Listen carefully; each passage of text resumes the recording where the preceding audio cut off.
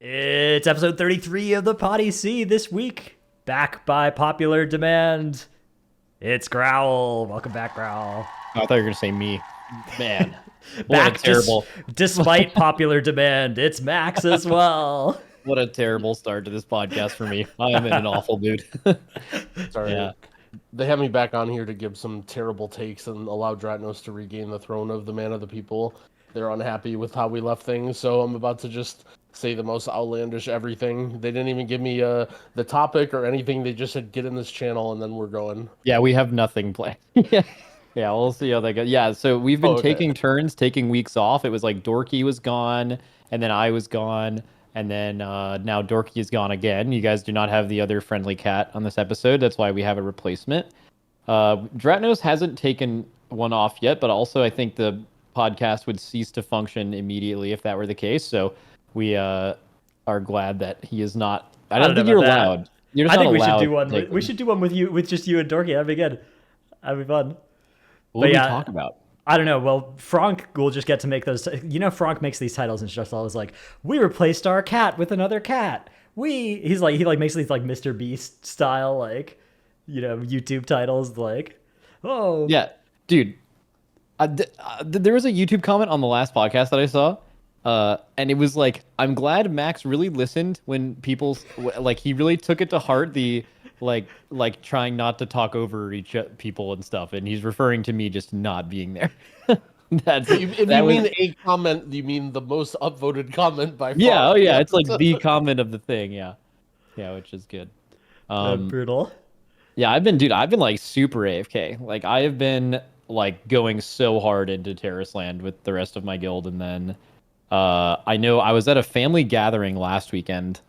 That's actually why I wasn't on the last podcast. I had stayed up. It took us 10 hours to kill this Tarisland boss the day it came out, and then right after that, I had to take a plane flight at 6 a.m. and I hadn't packed yet. So I just didn't do the podcast because I was just overwhelmed with the amount of things I had to do and the amount of time that I had. So but I went to a family gathering, which was, I think, did I ever on the podcast describe what the basis of this family gathering was? Because it's kind of insane. No, I don't think so.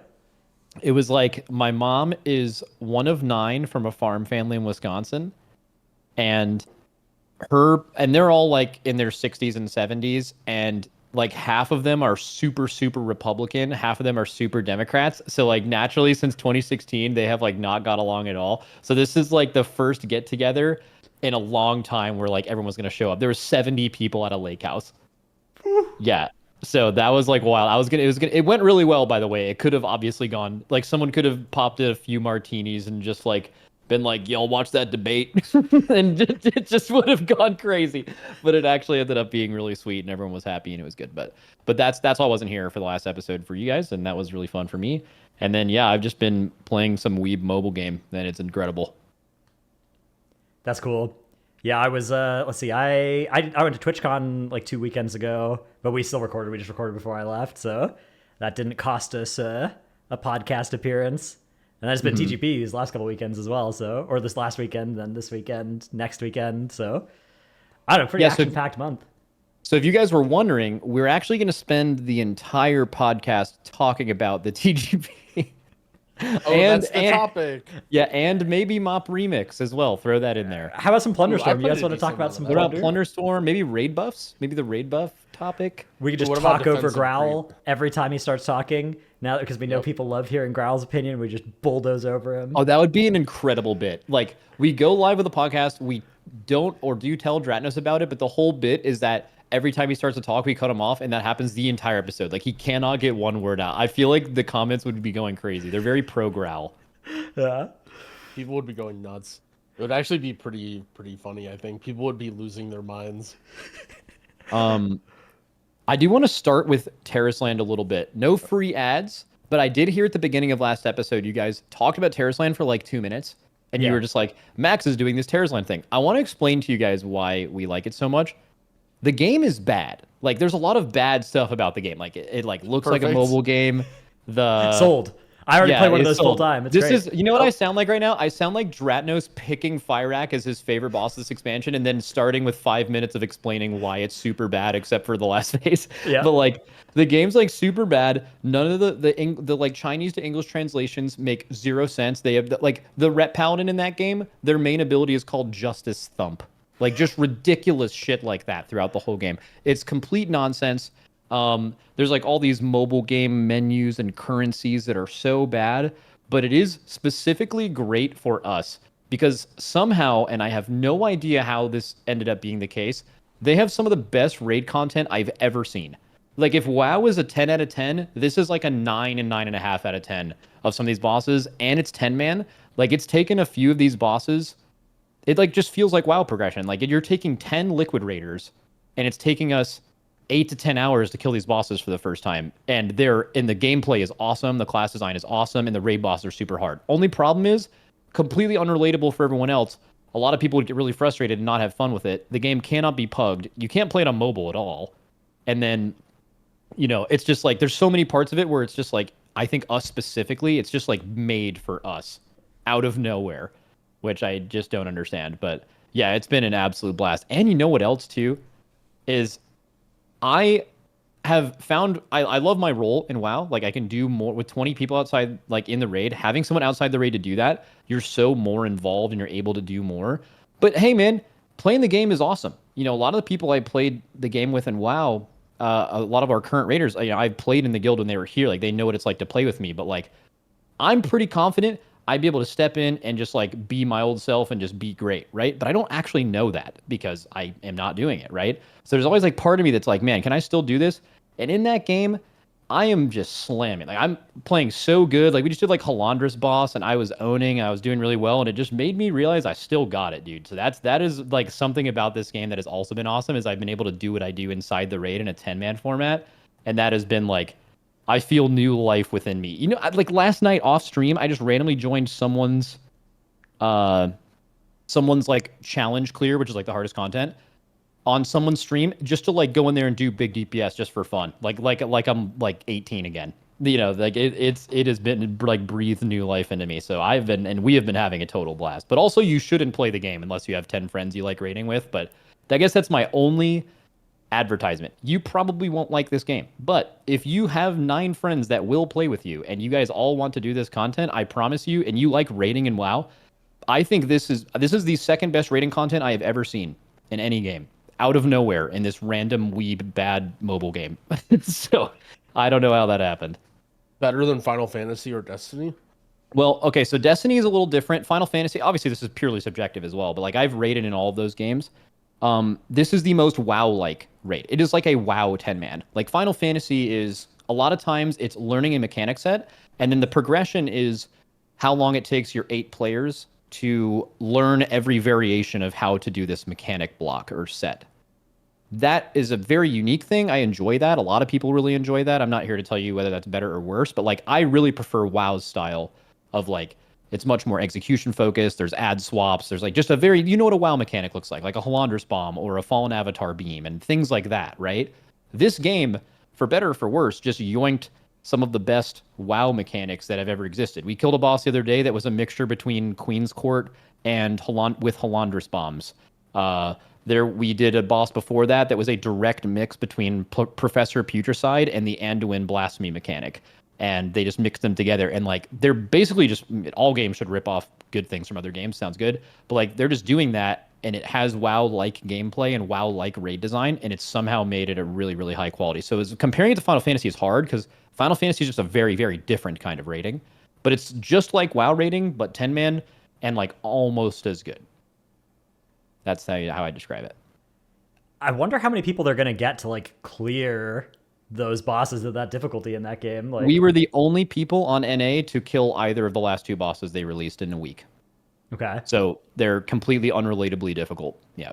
Which is why I said very specifically tuned for us to enjoy them, or maybe another top WoW guild with their friends. But yeah, I don't care about anyone else. It's good for us, and it's been a ton of fun. But also the game stinks. But it's great. Well, you said the classes were good too, right? Like, I don't know, it's got good class design, good boss design. Asmongold made this Bit like a while ago, everyone was talking about it. The 3 points. Raid should be 40 man. That's obviously nonsense. There should be no add-ons or weak auras or whatever. This game has like add-ons and weak auras built into it, specifically weak auras. And then also that all classes should have 10 abilities. And then like I went through a thought experiment of like what a WoW class looks like with 10 abilities. The class that I play in that game has 7 DPS buttons and 3 swappable utility buttons. You can pick 3 out of like 6 or 8. And then it depends on the scenario. And the gameplay is insane. It is like, I don't think you could possibly make specifically the spec I play. I don't think you could design it better with that many buttons. It is awesome. It is like super fun. So yeah, I don't get how I've never seen a game that's so bad and good at the same time. Like it's not mid. Like that sounds like it's mid, but it's not. It's like aggressively bad and amazing at the same time. It's crazy. Anyways, that's it. No free ads, by the way. Don't play that game. I don't care if you play the game. I'm not trying to convince you. It's just we've just been having a ton of fun with it, and obviously, I mean, I've been streaming it all the time, so that seems probably pretty obvious. But I feel like new game launches. Now I don't know Tarisland specifically, but when it comes to MMOs, new game launches are just like the juice. I feel like the problem that most people have is they go into every single game expecting it to be something great. But if you go into a game with that mindset, like you guys have, of just I'm just gonna play this for a month maybe and just try it. oh, absolutely. And you don't care if it's pay to win, like you don't care if the stuff's bad because you know you're going to be gone in a month anyway. If you go into a game like that, I feel like you can actually have a ton of fun with games that have a ton of mistakes in them. That's like one of the things that I always see people, they just like dismiss games way too quickly or like have problems with them. It's like you just play it for a month. It'll be super fun. My stream has been littered with people like that. Like the amount, because I totally get it. You tune into this game and you're like, okay, Max, make that bag. This is a sponsored stream. You know, like almost none of the content I've done for that game has been sponsored, right? But it just looks like that. And then they ask, well, wait, is this game good? But MMO gamers can't. I've noticed this more with MMOs than other games. But you're exactly right, Growl. If you play a game, this game's free to play. But let's just say you buy a game. If you buy a game and you get to play that game for a month, and then you never play it again, that's a massive success to me. For the rest of my life, I could just rotate through those games forever, and you could probably even 2 weeks, and that's good, right? But a month, whatever, like, okay, yeah, you do that. But the amount of people that came in my chat and they're like, is this the WoW killer? Is this the new game? I think like MMO players feel like the game they have to play is like the game they're going to play for the rest of their life, or it's bad. There's no in between. It's like, is this going to replace WoW as my only game? No? Okay, it's bad. I'm never logging in, right? And I've found that just seeing that go through a lot of people's heads when they're commenting is super interesting. Yeah, it was kind of like Lost Ark when there was like Lost Ark when it first came out, because it was already out in Incredible. Korea, the content pacing was so insane. It was like every month was like, this is coming out and this event and this, and I get it, like, okay, eventually they're gonna catch up to the cadence in Korea and it's gonna slow down a lot, and you know, but then you quit. You know, like that's what playing happened. Lost Ark when it was current and everyone was playing was so fun. This feels like that. This feels like, I mean, it's just like, I don't know. I feel like, and there's a lot of people who actually travel around and do this. I think this is the majority of Tarisland's community actually, are people who just play every new MMO. Like there are just people who just like new MMO comes out. That's me. I'm doing that. I'm going to like play the beginning. Cause like there is something different about just playing the game right when it comes out.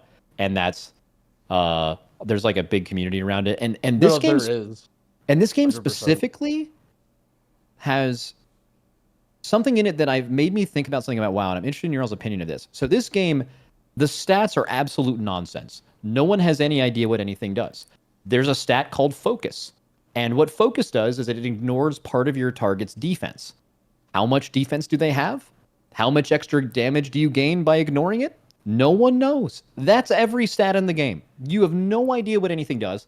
And because of that, and there's no sims, it's kind of been really refreshing and really fun to like figure out the game. Like I'm telling you, this is just an anecdote of us. We have been, all 10 of us who play this game, 12 of us, we have been in Discord 12 hours a day for the past 3 weeks, just trying things out and messing with stuff and trying different talents and trying different stats and whatever, because there's no sims or anything. You just have to figure it out. And in a way that's frustrating, but it's also cool, because there's something to to figure out, and that's really fun. Where like, and it made me think, and I'm interested what you guys think about this. Where like, would WoW be more fun? WoW's a super old game, and it's almost impossible to separate the two. But if there's a world where a new patch comes out, a new expansion comes out, and there's no sims, there's no class Discord to go to. Well, there'll probably be a class Discord, but it's kind of guessing. Maybe this talent is good, maybe this isn't.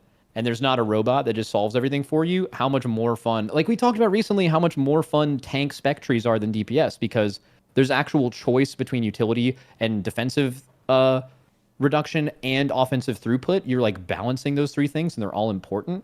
But in DPS, it's like robot says this thing does the most damage. This is the build you play. But like, how much more fun would the game be if there was none of that corny ass robot shit, and instead you just, you know, play whatever feels good, or you try different things and you just keep doing it. I don't know. I've just found that to be half of the fun, has just been figuring out what on earth, because no one knows.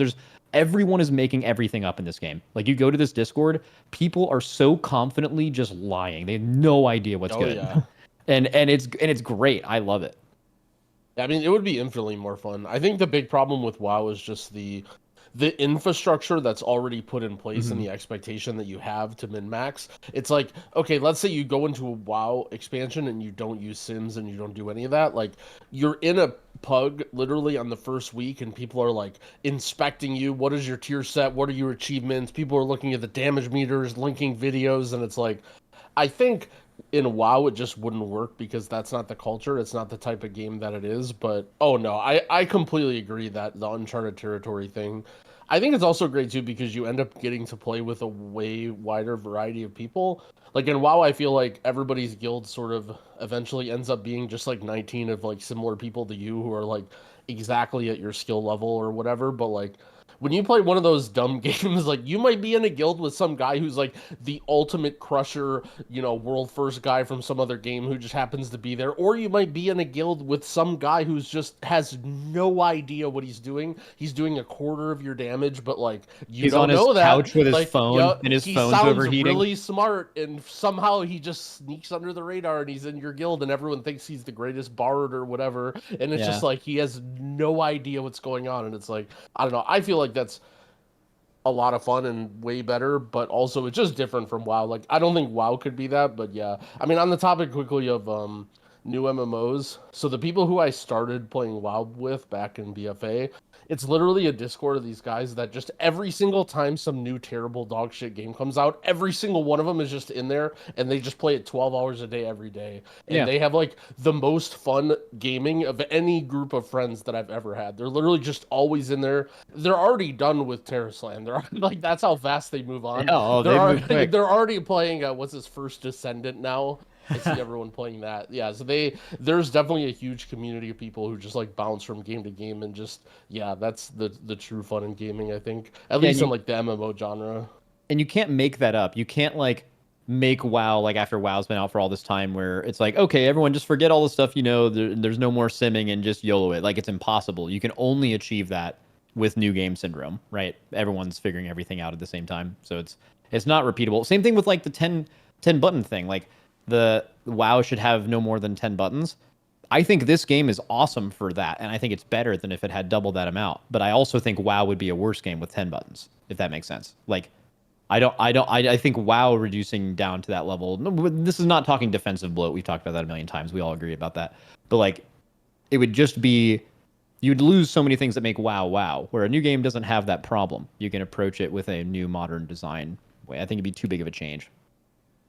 Yeah, I mean, I think it would be almost impossible, right, for WoW to, like, you imagine you're going into a new expansion, it's like, hey, we're revamping stats in this new expansion. We're not going to tell you how, but there's going to be 5 new stats. They're called Focus or whatever and all these things, and when the expansion comes out, you'll figure out what they do. Like, first of all, they'd have to stop beta and PTR testing stuff, because if they do that, people are going to find out. But also, like, just in WoW, we already know so much of the, like, scaffolding of how the game works that we, like, even if they did an overhaul to stats and buttons and all that stuff, we still have like 80% of the game that we really thoroughly understand. So the remaining 20%, like in the first weeks of the new expansion, would get like hard figured out because there's so many people that have like such a thorough knowledge of all the baselines of the game.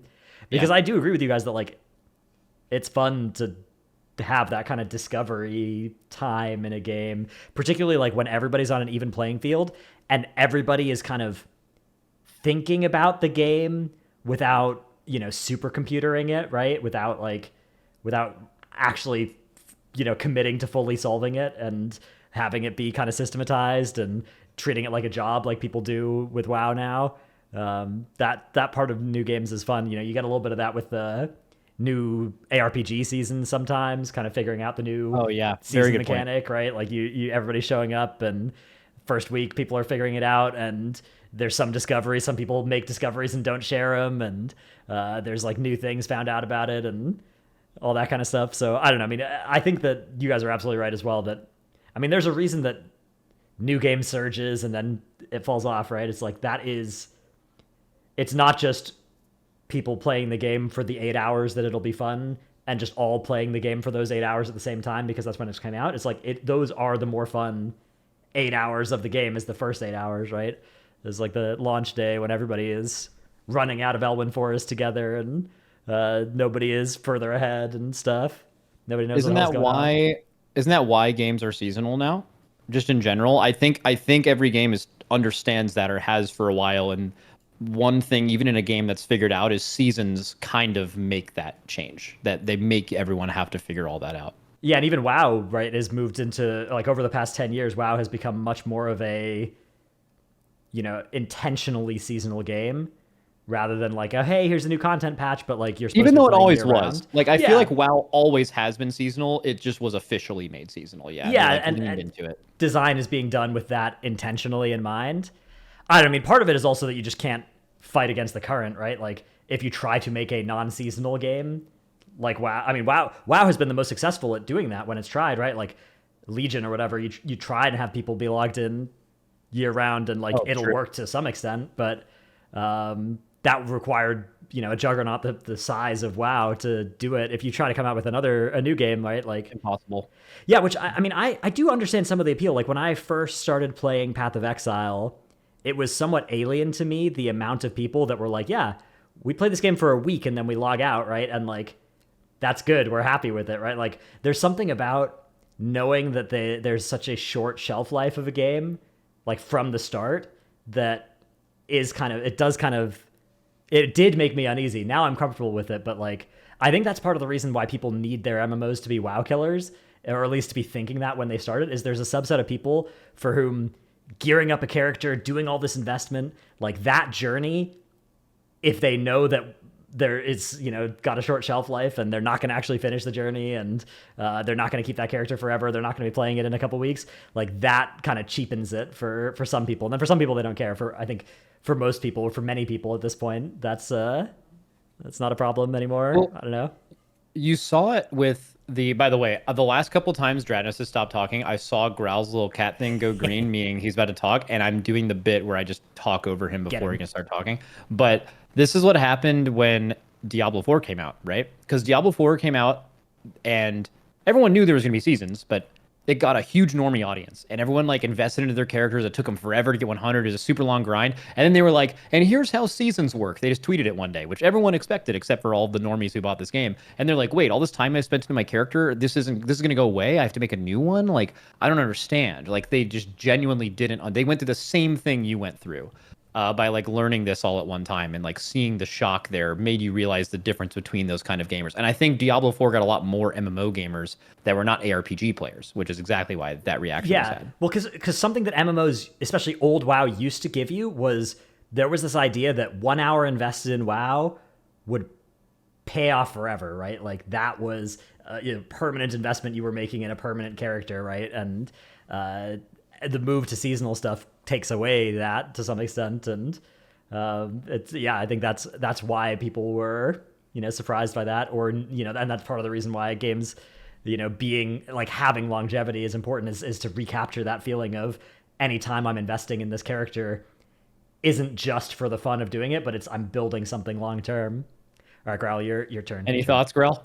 Yeah, it's just funny how people who play WoW are so like objective driven. Like, I think that's one of the biggest things about the way people see WoW and think about WoW is like, if you go, like, people come into my stream and I'll be doing something and they'll be like, why are you doing that? And it's just like, it just, in WoW, that's such a normal question, right? Like, why are you farming +8s? Why are you in a heroic raid? Why are you doing this? Because, like, what are you getting out of it? But, like, imagine any other game or world where you just, like, you go into a Super Mario 64 speedrunner and you're just like, why are you playing this game? Like, it's just such a foreign question to every other realm of gaming. But, like, in World of Warcraft, people just, they, you know, you're doing it for something else. Like, no one ever does something because they think it's fun, or that, you know, why are you running this build? It's like, I don't know, I just clicked buttons because I thought this would be fun. But, like, you know, if you're running this build, so that must mean that there's some sort of objective and you planned it out, and this, you know, you're trying to do this. And it's like, yeah, I don't know, I think that's just again, that's sort of what WoW is. Like, I don't really hate on it because that's me sometimes, right? Like, sometimes I just, you know, a lot of times that's what I want to do. You know, I just want to, like, work towards a goal and get this and farm this and then do this raid and then I'm done, you know. But it's like, I don't think WoW should change, but I do wish there were more games or, you know, more stuff coming out. Like, it feels like a lot of the games that come out in, like, RPGs are either, like, just clones of another game or, like, some pay to win trash, and not really, like, people just trying to create, like, genuine fun experiences. I think that's sort of the problem, right? Like, I don't really want WoW to change, but I just wish there was more on the market, you know? Yeah. I think for me that, like, you could see this sort of shift in the, it was like after WoW came out, it was like the late 2000s, early 2010s was when games sort of, you remember old Call of Duty back before Modern Warfare? It was like, it's a shooter, right? You get the shooter, you go into a multiplayer lobby if you want, and you're playing it because the game is fun at a baseline level, and you like going in and, you know, getting in the lobby and playing the game, right? And then, like, Modern Warfare came out and just had a really, really good and compelling progression system. And all of a sudden it's like, okay, you're playing for the progression system now, right? Like, the game being fun at a core level is certainly still important, and for a lot of people is like a big thing. But now a lot of the reason that you're motivated to queue for a game is like, oh, I want to unlock this next level or this next prestige track level or whatever on this progression system. And then now in a lot of cases, games live or die based on how well engineered those sort of, like, Skinner box, you know, progression systems are, how well they hook into your brain's reward structures, rather than, like, how fun the actual, you know, keystone itself is in WoW, right? Is like if you're asking somebody like, hey, do you want to go do a +8, a +11, a +16, a +3? Are they thinking, like, which of these key levels is going to be more fun, or are they thinking, oh, I need aspect crest, or like, oh, you know, this level doesn't give me any extra rewards relative to the other levels. Why would I do that, right? And that is, I think, I agree with you, Growl, that, like, it's not inherently bad. That is me a lot of the time. Like, optimizing for rewards is a fun thing that I enjoy doing, but there is also something lost when that is the only thing you're thinking about, and not, am I going to have a fun 30-minute journey to those rewards?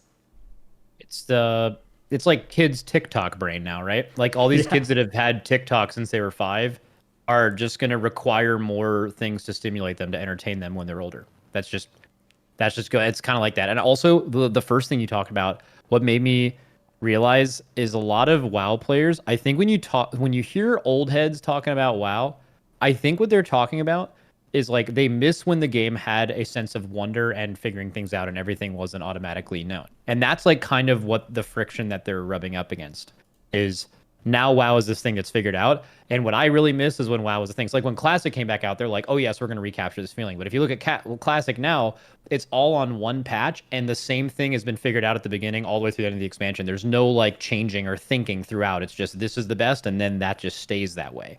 And I wonder how much of, you know, people wishing WoW was the way it was. And there's all kinds of stuff that goes into that. A lot of it is people just missing when they were kids and had more time on their hands. But also, some of it could be, I miss when I logged in WoW and I and everyone else really didn't know exactly what to do, and you kind of had your own agency to figure that out, and that just hasn't been the case in a long time, and that's what they miss more than the actual game itself.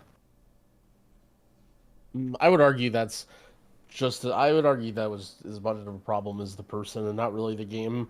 Like, I think as a person, of course. so I came out with a video recently. It's probably my worst video that I've ever put on my channel in terms of results, but basically Wow. along those lines of like, Wait. Oh, In based terms of on results? Okay, Based yeah. on results. No, I thought it was a cool video. I thought he was saying. No. Yeah, sorry. I thought you were didn't mean like, that it this was is the a worst bad video I've ever made. Oh, Dude, no, this I think is a curse. in terms of views. But basically, my point was like, people say that like, oh, the world is dead and there's no environmental storytelling and like, there's none of this stuff, but like all this is there, all this stuff is there in the game still. It's probably even better than it was back then, but like people just don't want to do it. Like people don't want to log in and set goals and figure out what to do. And like, I don't know, a big thing that I thought was hilarious is like in Dragonflight, there's not really like anything you have to do, right? Like you basically just gear up your guy. Well, like you go to Reddit and there's this like giant 12-page Google document that's like your first week guide, second week guide, and it's all the most ridiculous stuff that people were doing, but like everyone eats it up, like everyone loves it. That's exactly what everyone that plays WoW wants to do. They want to farm Sibelian rep to get the cape, and they want to dirt. If I farm all my flight stones and then get my worm stones on a Tuesday, then I have an extra chance for a half of a whatever. And it's just like they love it though. Everyone loves it. Like people say, oh, I miss when it was like that, but do they love it, or try. do they not want to be left behind by missing something? I think they love it. I think they love it. This is where I get in trouble with my takes, but I think they love it. I think in their head, maybe they think, oh, I'm gonna get left behind or I have to do this, but like, well, I think they love it. I think the beginning of Dragonflight is a good example of your take, right? Like, Dragonflight comes out and everyone's like, oh, well, you have to farm dirt and you have to farm these rares. You didn't have to do any of that, but people wanted a to-do list of what to do, and people played the game like crack in that week, and they were having so much fun just farming nothing. And I think that just goes to support your point more than anything else. Yeah. Speaking of like video performance, man, those first few weeks I'd put out a video that's like, new 376, item discovered. Oh, yeah. It's just like everybody's like, oh my god, we can get this, if you go do the Cache of Storms or whatever. Money is just falling from the sky. You're like, I found a chest where you walk over to a crab and it gets you a small chance for a purple that you'll replace on literally day one. It's like, you'll wake up that morning and there'll just be a better pair of boots on your nightstand. That's how easy it is to get this gear, but you'd have to do this right now to get it. It's like 500,000 million views. Everyone's like, oh my god. People in the comments, does this still work? Every is this Discord. Still here? That's right. Yeah. People love it. I think people love it. Which again, I have no problem with it. Look, those were some of the great, the greatest days of my stream in terms of viewership was farming Maruk Centaur rep for 20 hours straight to get one pair of pants. That had 10 item levels, but those, I loved it. I'm not trying to make fun of people because I do it too. I love it. I mean, it is kind of the closest to that exploration and discovery time where it's like, oh, wow, log in, somebody's discovered some new way to get a little bit of an edge. And the thing is, like, it doesn't have to be that big because there's nothing else you can do during those first few weeks, but the expansion is new. So it's just like, oh, yeah, this is going to be good for the first half of Heroic on my first Heroic clear, and then I'm going to upgrade it. It's like, does this matter in the long run? Not really, but, like, it's something, and there's nothing else I can be doing. Because WoW has this weird thing now where most games, it's like, oh my god, Path of Exile comes out, new season started. By far the best day to be playing is the day that it comes out, right? Oh, yeah. And then the second best day is the second day. With WoW, it's like not really true, right? Like, if you give me the dates August 22nd through September 20th, and you tell me which of these days can we go hang out and get dinner or whatever, and which of these days can we not, it would be like, September 17th, Mythic Week. That's the day. Do not talk to me on September 17th, 18th, and 19th. Like, I'm busy, man. All 24 of my hours are spoken for. August 23rd or whatever, the second day of the expansion, even August 22nd, like, I guess I probably should be streaming most of the day for views, but, like, it's not, important to actually be playing there. We're talking about finding some new farm for some new, veteran track piece gear or something that doesn't matter. It's so weird. Up. Yeah, I mean, it's almost like makes you think about Legion, right? Because like Legion is the opposite of that. It was in Shadowlands into Dragonflight is at the beginning of the expansion, August 17th or whatever, 23rd through August 30th. You have You don't like man, I don't know. I can probably just not log on those days. But in Legion and BFA, it was like you needed to be on all like every single day, or you're missing AP. And just an interesting direction of design. I wonder when they were doing that, if they were trying to capture that feeling of like an ARPG season, or of a something where it's just like, okay, every day you need something. I do think though that it's still like you still get the like people still want to be logged in and still want to be like, you know, you're still playing and you're still excited to be playing. It's just like you don't, because I can think of one big counterexample to this was like Shadowlands Season 3. I remember it literally felt like the start of Shadowlands Season 3 that first week in Zereth Mortis, like by the end of the Tuesday, I was like, okay, I'm done with stuff. There's nothing useful for me to be doing. Like the new patch is out, and I don't know if I'm going to log into WoW tomorrow. Like what? There's actually nothing to do. But it hasn't felt like that in Dragonflight. Like Dragonflight, you know, logging into WoW every day, there was stuff to do even during the times where it was like low value. So I think that that's like, as long as Blizzard, they can kind of keep the illusion of it being an important time to log in with all the novelty and all the, you know, flavor and just little tiny tidbits of value that don't actually matter, as long as it doesn't go full Zereth Mortis of like, you know, you're grinding for some cosmetics. If you want to learn a new language, you want to learn the protoform synthesis language or whatever, like get some mounts, you can. But I don't know. It's just weird. It's an interesting dynamic. I think that it's probably in a pretty healthy place right now though, because you compare it to like Legion. God, Legion, you were AFK the first day of Legion, you were forever behind on artifact knowledge, right? Like, in fact, it was you leveled slow. Like, oh, that sucks, idiot. Oh, right? yeah, You're GG. GG, right? Like, you didn't get your second and third characters leveled fast if you were trying to actually get a good legendary on your main spec. Like, horrendous. So, I feel like we're in a good place, but it's, like, strange. It's taken some, like, engineering to get here and some kind of clever balancing, and I would say subterfuge even, and like illusions. Like it is kind of, there's kind of a House of Mirrors thing going on here where if you really enumerated exactly what you get playing in the first few weeks, I think it would maybe be the case that people would look at it and be like, hang on, this is kind of like weird that there's so little happening. Yeah, I mean, do you think that how many people actually went back and thought about the insatiable grinding they did at the beginning of Dragonflight? And I wonder if they ever actually acknowledged that they did all of that for no reason. Or if that even mattered. It doesn't. That's the thing, right? As long as you enjoy the process, right? Who and cares? that's so like maybe us talking about it kind of, it's like a placebo, right? Where us mentioning that it's a placebo maybe kills it to some extent, but maybe it doesn't. I don't know. I think it won't for me. Like I knew that intellectually in Dragonflight, but I was still having fun grinding it all. So I knew that all of it was going to get replaced. I was talking about it on stream every day, and I was also flying to every rare and farming every pile of dirt, and it's just what you do when a game comes out. Yeah. I have a separate question. Why is Dorki here? Yeah, he's been here for the past like 40 minutes just muted and but like okay, so he doesn't do the podcast because he doesn't want to be distracted during TGP practice, but he's just definitely in here being distracted in TGP practice. Maybe he's double discording. Yeah, so you guys are being rats. I wasn't going to say anything, but he's double discorded right now. He's actually in an Oldemon with his team. I see him in the other Discord. I wasn't going to say anything, but you guys did it. So yeah, he's just here. To be fair, like he's probably so bored of this Oldemon waiting for his team to figure out the 17th kick rotation and how to deal with whatever love plus 29 bro mock. Like, yeah, I don't know. Dude. Speaking of that, Oh, Dorki unmuted. Are you tired of getting slandered? Can he even talk in this Discord? He probably can't talk. Here goes, it's me. Yeah, he's trying to talk right now. It's not working. I'm here right now. My healer Elismir is Resto Druid, #1 Resto Druid in NA, and it's just so easy for me to tank with Resto Druid and Elismir healing me, so I can just be in this call too. Is there context to this bit? There has to be. Yo, I just stopped my fucking. I'm dying right now, but you motherfuckers talking about shit. You gotta cut it out with that shit, man. Oh my god, I gotta go back for teams like wondering Dude, what the fuck's fucking get out. I'm gonna fucking tell them you're in here. Oh, he left. This is a Patreon only bit. This is a Patreon only part. Oh man, his team might get mad if you include that.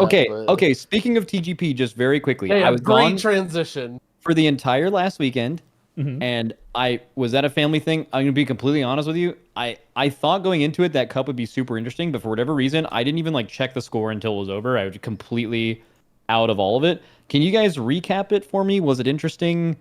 Was it fun to watch? Was it exciting? Was anyone super dominant? Like how did that look? It was banger. It was, I think, one of the most competitive and one of the best cups to watch, I think, ever in terms of like MDI Oh, wow. or TGP.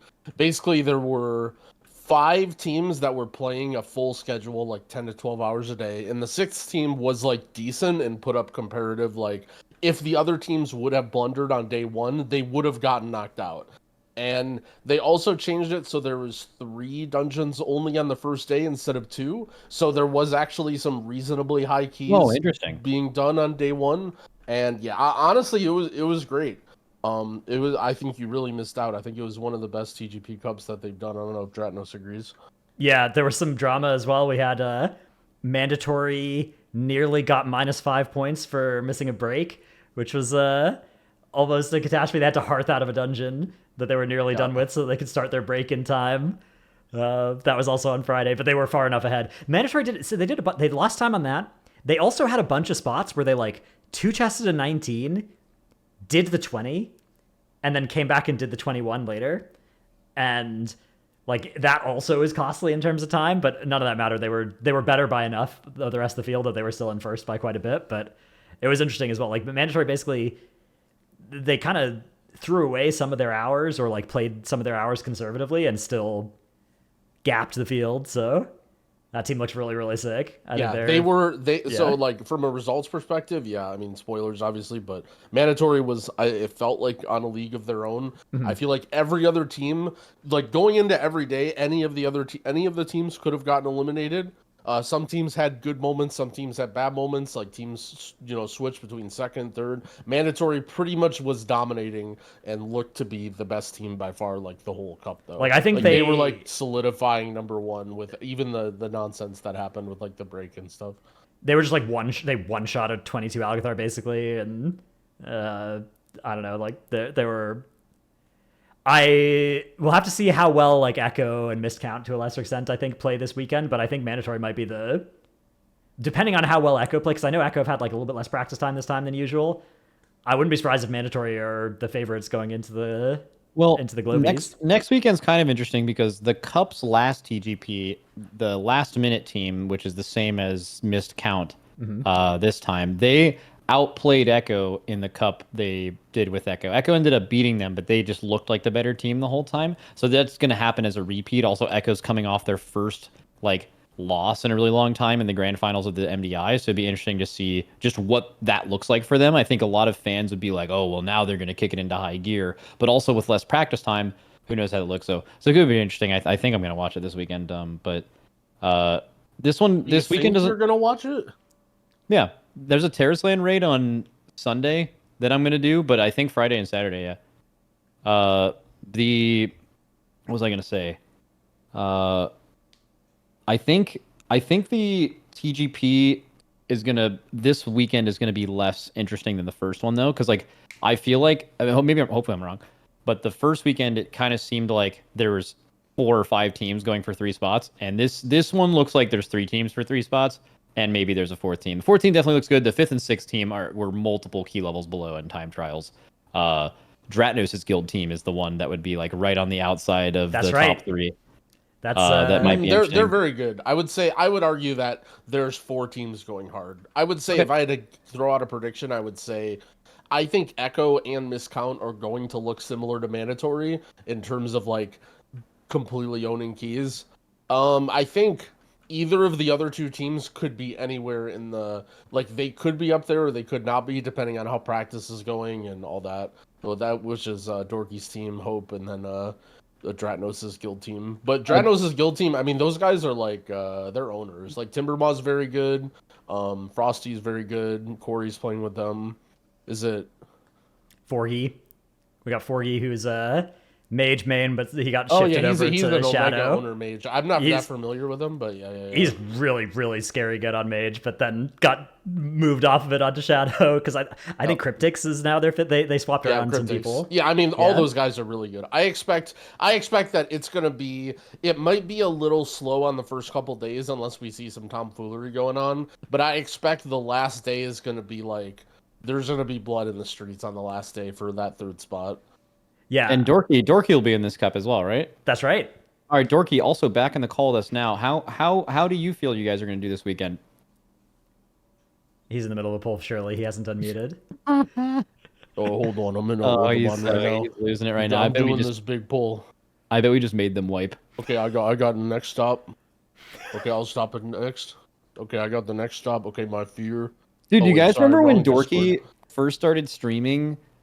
Like, people thought he was faking his voice or like using a voice changer. Like, there was someone who everyone thought had.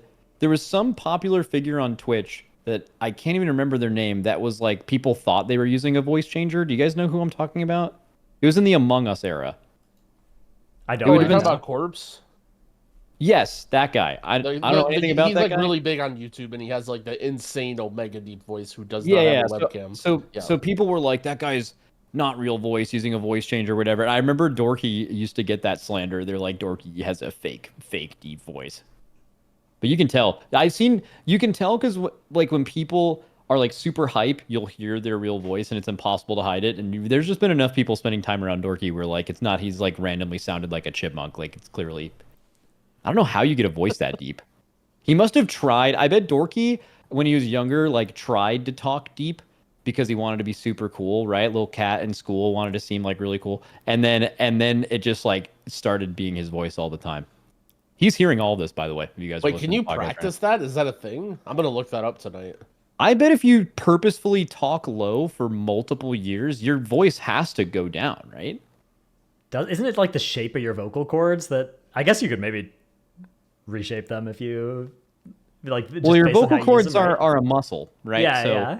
specifically with speaking higher, you literally train your muscles to get stronger to be able to sustain them vibrating that fast while you go at that tone. But like going lower is being able to like vibrate really slowly and still be able to sustain that. So it is kind of practicing both. Which so basically we're saying Dorki. He's got weak ass vocal cords that can't vibrate fast enough to make a real human noise. Yeah. So it's Yep. just down in the deep, really low. He's got tones. donkey chords. Yeah. Exactly. This is good. I can't wait for his theme. All of his energy is devoted to his brain and his fingers, and there's no extra going into the vocal cords. Yep. They're on Also, minimum also in power. case any listeners forget, frequently naked. That's as well. right. Dude, I'm doing the hardest fucking pull ever. You guys are just slandering, talking bad shit. What are you guys even talking about right now? Dude, I can We're hear talking the about keyboard. your- I'm faking out. I'm DCing every single time. I'm leaving, man. I gotta get out of here. Oh my All right, god. see you, man. All right. He just left again. Why does he, dude? Dude. This is so fun. Nothing will ever make me laugh more than MDI and TGP competitors complaining about how much they hate. He's back again, by the way. He's back again right now. How you guys much? gotta stop ratting him out, man. How much MDI and TGP competitors like complain about practice and how boring and bad it is and how they're never going to do it again, and then the next season comes around and they just immediately do it, but then also continue complaining about it. It's Told never you, not they happened. love it. That's my theory. Is that That's my theory too. If people complain about this stuff, they love it.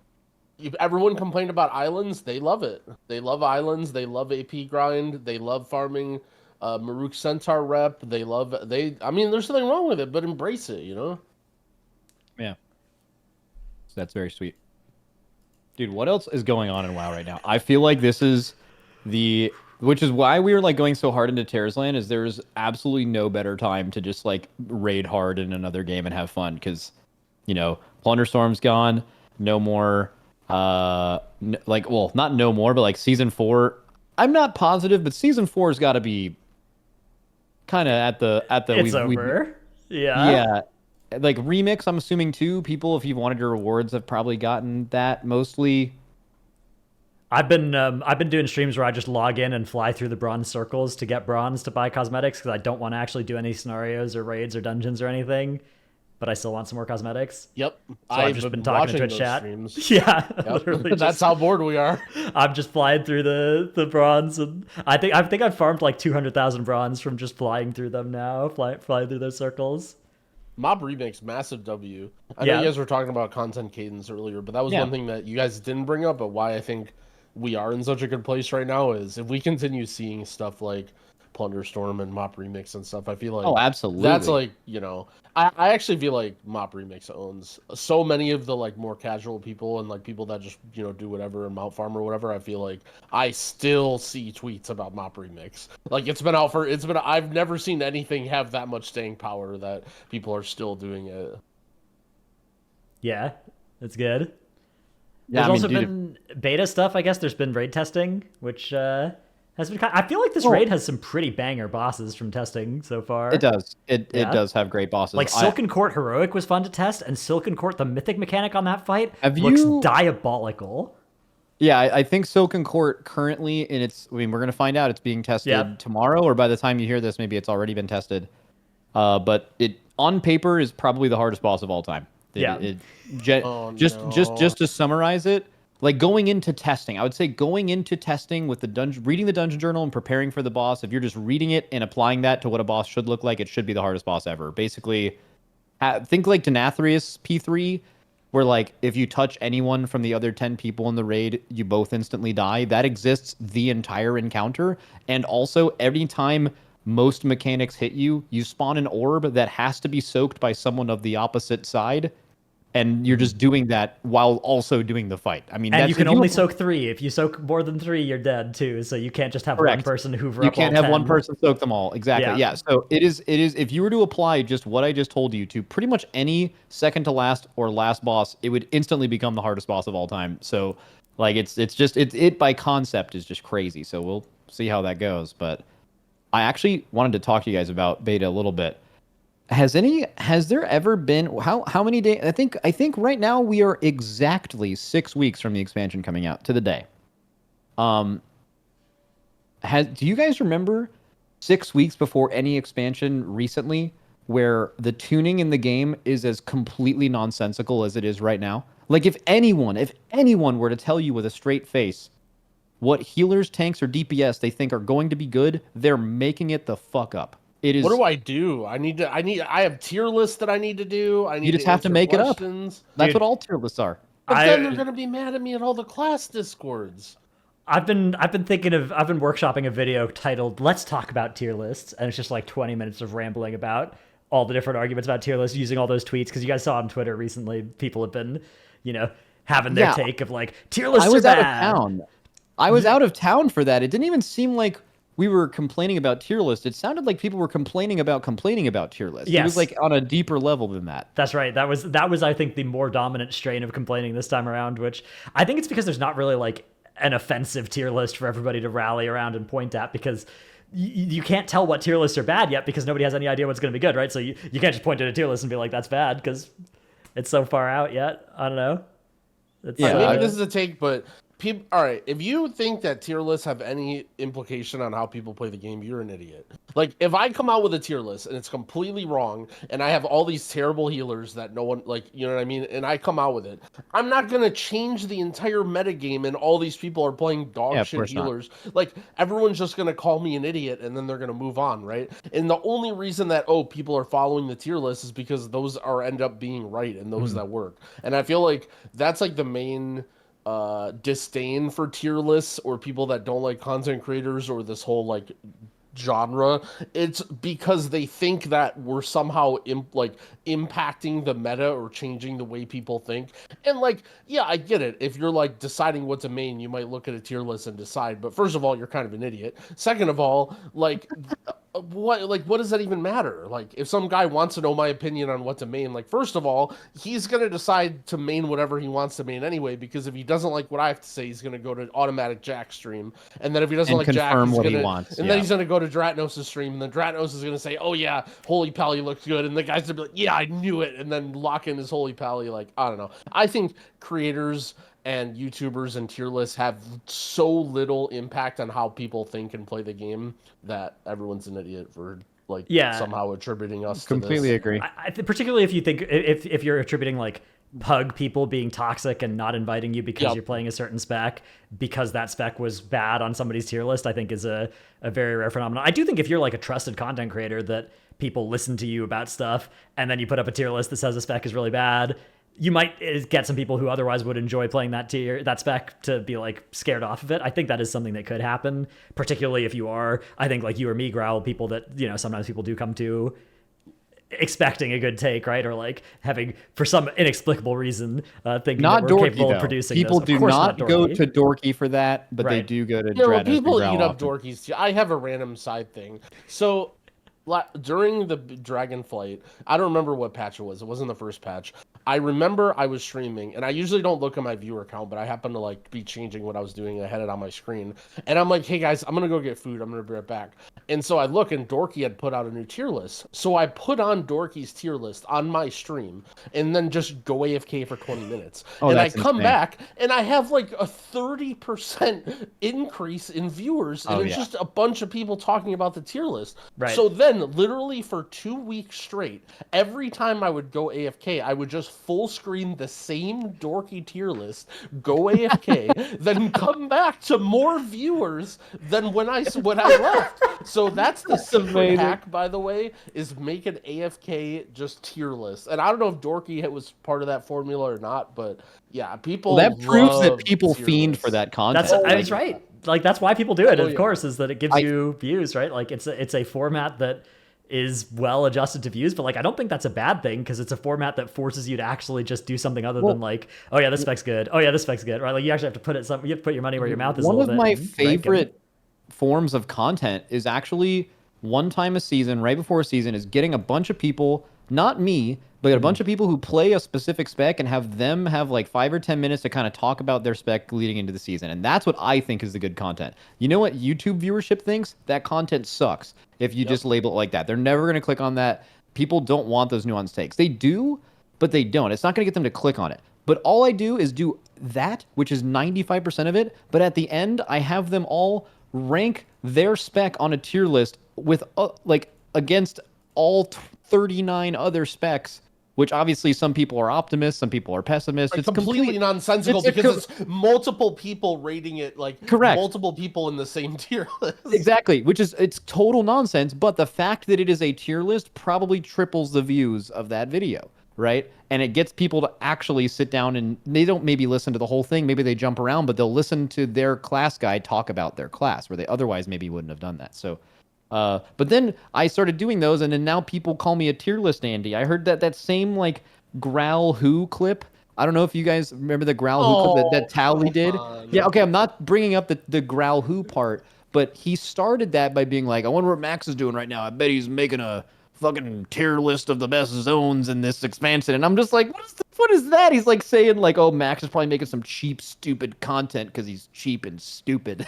It's like what do you mean, man? Come on. And I hate that too. Like, okay, I'm not doing it to make views. Like, I'm not sitting here, oh, haha, look at all this money I'm going to collect from this one tier list. I do it because everybody wants it. Like, people come in, oh, exclamation point tier list. And I'm like, first of all, dude, my stream isn't even online. Second of all, like, why do you even think that's a command? And it's like, people fiend for it. People want it. And it's like, I think there's this idea that we're like, you know, hungry for views or whatever, like, but that's just what my audience wants. Like, people just want that type, you know, like, I'm not doing it, you know, I could remake 100 million tier lists and do the cheesiest stuff. Dude, you know how bad people want to know what the easiest healer is? I'm telling you right now, I could make a video called What is the Easiest Healer? And then it's just like a 5-second clip of a banana, and that would get like 1 million views instantaneously. Like, people want to know this stuff so bad. Like, I don't know. I feel like it's not about trying to make money or trying to like make bad content. Like, you can make good content. It's just a matter of like people want, like, you want to make what people want, you know? It's like being mad at McDonald's for selling junk food. It's like McDonald's would sell salads and vegetables all day, but that's not what people want. Like, you can't be mad at McDonald's because that's what people want out of it. I don't know. Yeah, and like McDonald's shout out. if you're a content creator trying to make money, like, yes, I don't know, you try to make money. That's what you do at any job, right? Like, the content creator is just like a weird job where you don't get a salary, right? You get paid based on how engaging the stuff you make is. But like, trying to make engaging content, I think it's miles better to make a tier list that, you know, is actually what people want to click on, right? They expect a tier list, they click on the tier list, they get a tier list, versus like clickbait versus there are a bunch of other ways you can make a bunch of money. You take some predatory sponsorships or whatever. Lots of other ways you can make a lot of money as a content creator, and like tier lists are just, I'm gonna try and make some content that's interesting for people to listen to. Like people like hearing me yap about video games, and I like yapping about video games, and the tier list is a vehicle by which I do that, and they know what they're getting into, and then I get money, and particularly like so when I first was making tier lists, like that was when I was kind of bridging from like I was trying to make more money, right? I was like, okay, I would like to be a full-time content creator, right? Like I need to make more money to do that. Tier lists were like, yeah, that's a way to make this feasible. So that was why I did it. I don't know. Never mind. We are making tier lists for money. And yeah, I mean, it is for money, right? Like, listen to us, a bunch of tier list making YouTubers That's right. just defending our stance. Well, now I don't really make them as much anymore because, like, yeah, me neither. Same reason. I don't. First of all, I just don't like getting yelled at about them, which is well. Now you sucker never win, and now everyone just watches you. Now everyone like lets you read them the patch notes as a bedtime story and open your weekly vaults. And now you get views doing that. So why would you make tier lists? Exactly. Like once you discover that you can fly through bronze circles on stream and still get people watching you. It's like that Homelander moment when I reference Homelander for the second time in like 3 episodes or whatever. But that moment where he just, spoilers, kills somebody in the street and then like everybody cheers on him. It's like, wait a second. Oh yeah, one of the best memes ever. Yeah, exactly. Like that's me discovering that I can just stream doing nothing and still make a living off that. Dude, that's my bread and butter. That's my shit. I turn on my stream and do absolutely nothing until I'm bored and then turn it off. And Amen. It works. Yeah, that's a very, very lucky place to be in. But like, if you're on the grind, if you're on the come up as a content creator and you ask me like, hey, should I make some tier lists? Like, hell yeah, you should. That's one of the best ways to get yourself out there. Like, you should do whatever gets people to watch you in the first place. Because if you're interesting, they'll keep watching you. But the hardest thing to do by far is to get people to ever click on your channel in the first place. So if you gotta do what you gotta do to do it, and fuck everybody. Tier lists are a hack for that. They're a really good hack for that, and that's Again, yeah, I agree with you. Like, it's not like it means that you don't have to be interesting. It just lets you open the door to then be interesting and get people. I mean, tier lists are just interesting. Like, dude, if I'm like randomly browsing Twitch or YouTube or something, and I see like some person that's decently relatable being like, let's do like a 2000s to 2010s soda tier list, I'd be like, I'm in. I have thoughts about that, right? Like, I don't know. Like, it's just kind of a really cool format. Yeah, I get suckered in by those all the time. Those YouTube, like every fast food chicken sandwich, like every soda, every ice cream, like those always get 10 million views, and I'm one of them every time. Oh yeah, Dorki, how's practice going? Don't distract him. He's my bad. He's in Valdraken right now. Ooh, okay. That's good. Maybe it's dinner break. Yeah. All right, let's go to the old Patreon. Our Patreon, by the way, shout out all the new Patreon subs. The Patreon's been doing really well. We've been doing a ton of extra Patreon content for you guys to support the new influx of supporters. So, what kind of great stuff is on there, Max? I haven't been on there yet. We have all kinds of extra Q&As of stuff that like kind of similar to Patreon questions. And then we also do some side content. I believe soon, me, Dratnos, and Dork, and maybe someone else, maybe Growl. We're gonna play Chain together, and that may be some Patreon exclusive content. Might be a stream, not sure yet. And then also we have we have this PoddyT section where people link us their favorite guild drama stories, obviously with name change and stuff, and we just kind of read it together and react and give takes to everything that's happening. And a few of them have been absolutely wild. So I think that has been a fan favorite. Yeah, I think those have been the best ones as well. So yeah, big thanks to all the patrons, everybody signing up. This week's question comes from Dustin that says, every week I run 2 to 3 reasonably casual raids, and while the main group that attends every week is awesome, we sometimes run into newcomers and pugs refusing to use tools in their kits to make the fight easier, all because they prefer to run something that gives them more damage. An example could be a ranged member refusing to run a root break talent on Tindral, but also not move in the get their roots cleaved, and also not move in. Stupid. That's just stupid. Like that's not like you're literally losing damage to that. That's just dumb. But instead demand a freedom, or a DK refusing to run A-Bomb Limb or Gorfiends on Fireact because Soul Reaper is better boss damage.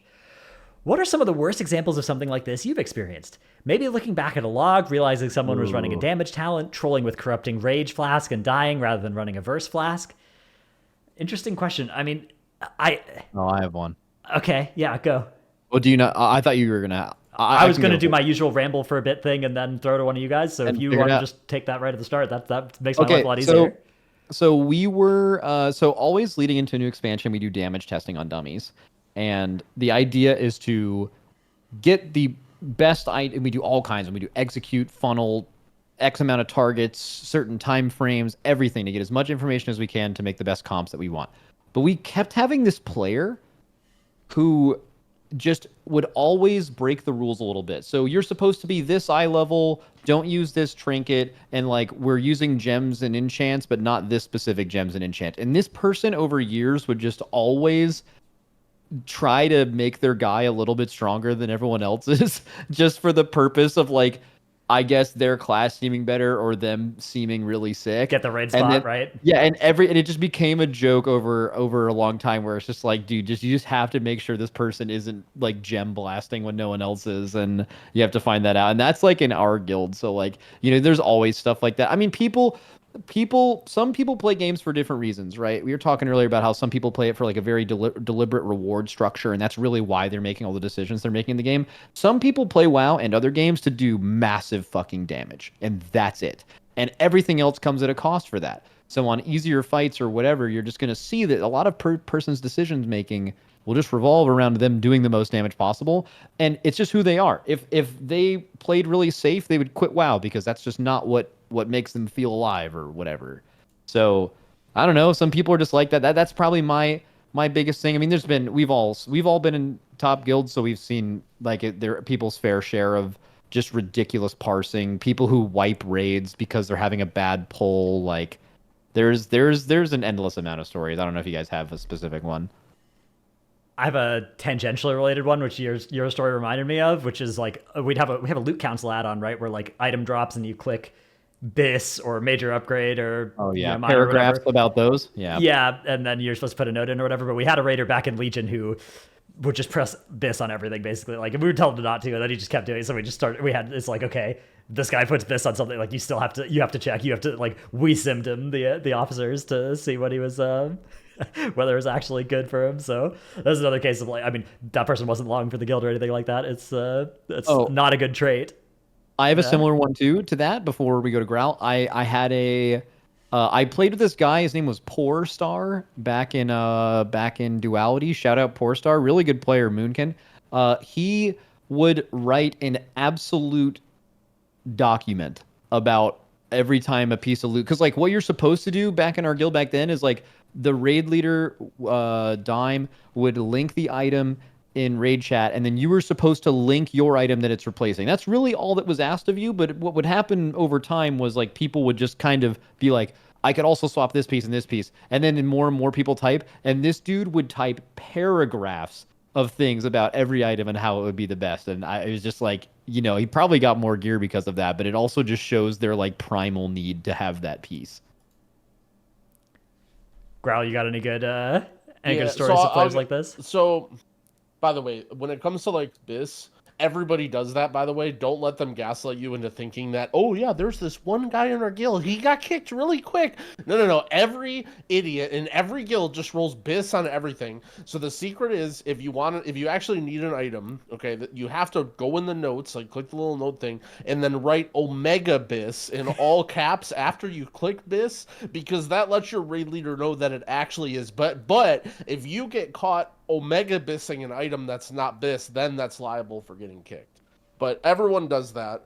In terms of people doing stuff like trolling, the biggest one that I hate, that I see it happens so often, is, sorry to you guys, but tanks.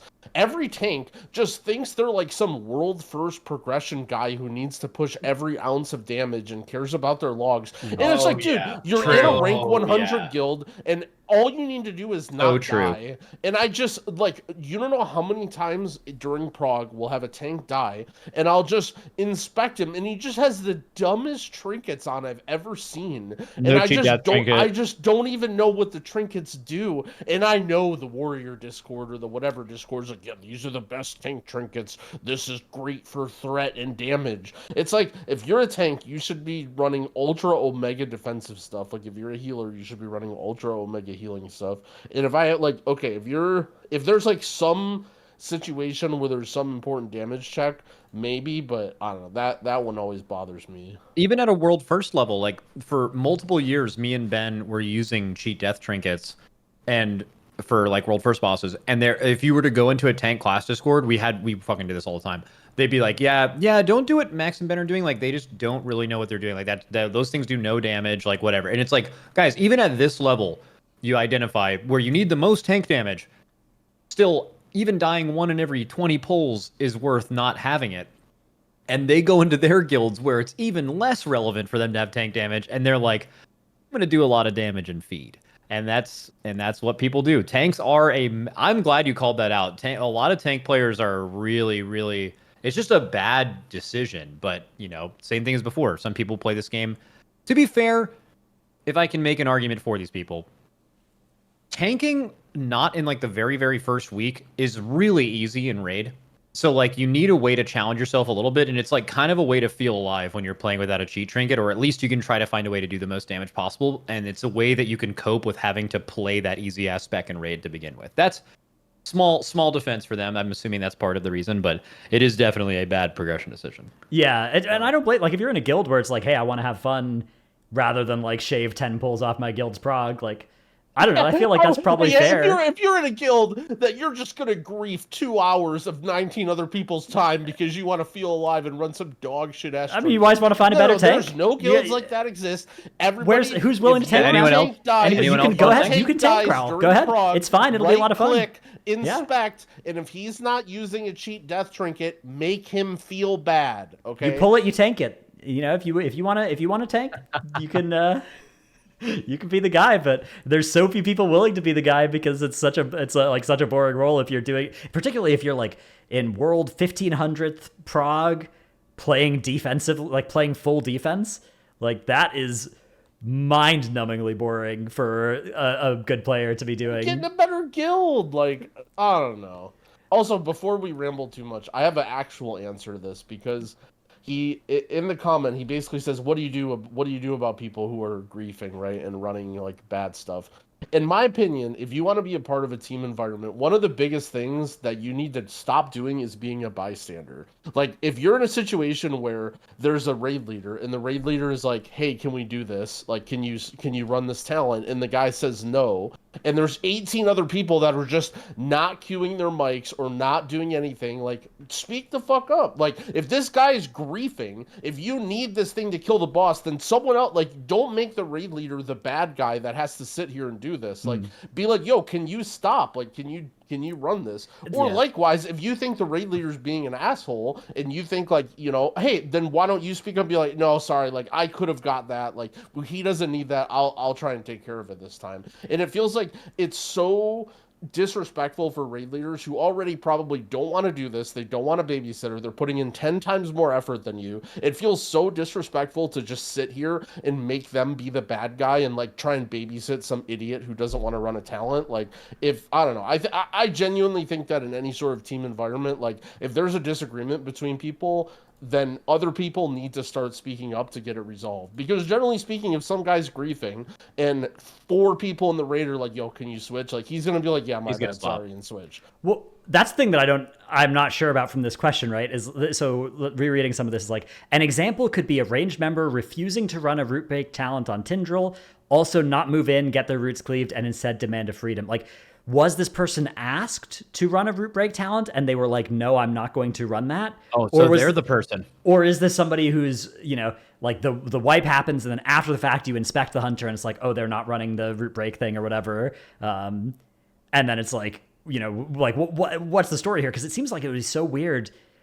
I'm not saying this isn't true, but like you're running multiple pug raids per week and you continually queue into pugs that are being told to put on certain talents and then not doing it, and then making the mistake that those talents are supposed to fix and being belligerent about it. I'm not saying that's impossible, but I feel like a more likely story here is that they're like not being told or anything to put these talents on, and they're just not like, I feel like that's the much more common thing is a pug player who just doesn't have a good Tindril talent set and doesn't, you know, look at their talents before they go into the next boss, right? It's more mythic. But, yeah, but like, I mean, But I assume Like, it's look heroic. at the second one though. Like, or normal. yeah, maybe it's heroic because like Aura DK refusing to use A-bombs limb. I read that and I was like, okay, DPS player maybe. And then it said, and then it Gore Fiends, which means they're talking about Tank. a blood DK. Yeah. Yeah, if you're a blood DK and you're like, I don't think I should run Gore Fiends on this boss because I want to do more tank damage. You're just a fucking idiot. Bro, I'm Right. telling you, tanks are the worst. Massive. Yeah, I mean, Tanks are the I hear absolute you. worst. Oh yeah, there was this bid where like people were doing all these super high keys and like it was so OP for Vengeance Demon Hunter to have like all these extra sigils, and then like the Vengeance Demon Hunter Discord would unironically be like, do not play the sigil talent. You lose so much throughput by doing that. It's like, guys, do you realize the reason your class is good is because it does this thing, right? Yeah. Like that is the thing why it's good. Like Yeah. tank players are just built bad most of the time. I agree. I mean, I think that my thing is like, if you're inviting pugs to your group, assume that they're not going to do anything special ever. Like, assume that they're not going to know, oh, I'm supposed to take this niche talent on this fight, and you instead need to tell them. But yeah, if you tell the DK, like, hey, we could use Gorfien's Grasp on Fire Act, it's really good, and then they don't talent into it, and you see them Soul Reapering still, like, yeah, I mean, that's not a good spot to be in. Although that means you're pugging a tank in this run. I guess that's fine, but yeah, I don't know. Anyways, it's a bit of a weird scenario, but definitely not impossible. I mean, you run into some characters in the group finder, that's for sure. I do want to do one word of caution if you guys are going to follow Growl's advice and speak up against that tank. If you guys have a non-cheat death trinket wearing damage hogging tank guy that dies all the time and the raid leader tells him to take it off and he says no, if you guys all speak up against him, he's going to leave and someone else is going to have to tank. So as long as you have like a backup plan for that, every situation should be approached differently. But that guy leaving is probably in the best interest of everyone in the long term. But short term, your raid's probably not going to happen that night. That's actually true. I mean, this is why tanks are the worst, because you can't do anything. Like, you can't shit talk them because they just leave and then you don't have a tank. Like, it's the same as M plus too. Like, I don't know, tanks are just spoiled. Especially like that's why I damage have to farming rant tank. as a podcast alone with no tank. That's right. You can't say this to your actual tank that you want to say it to, because then you might never get to play with them again. He's here right now. Then he just does TGP with Ellismere. Like, that's right. Oh, brutal. All right. I think that's about everything we have for this week. We've somehow transmuted absolutely nothing into a full episode's worth of discussion. Have we really done things. 33 episodes of this? That's right. Yeah. That's a long time. That's like, I feel like it year. hasn't been nearly that long. Yeah, that's crazy. Yeah. Shout out. Good work, us. everyone. We've been working real hard. Yeah, that's good job. Growl, you've been on for like what, 4 or 5 of these or something? I don't know. Has he?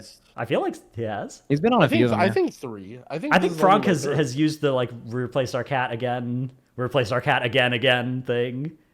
He's done that a lot of times. Dorki's always ditching. Yeah. True. Yeah.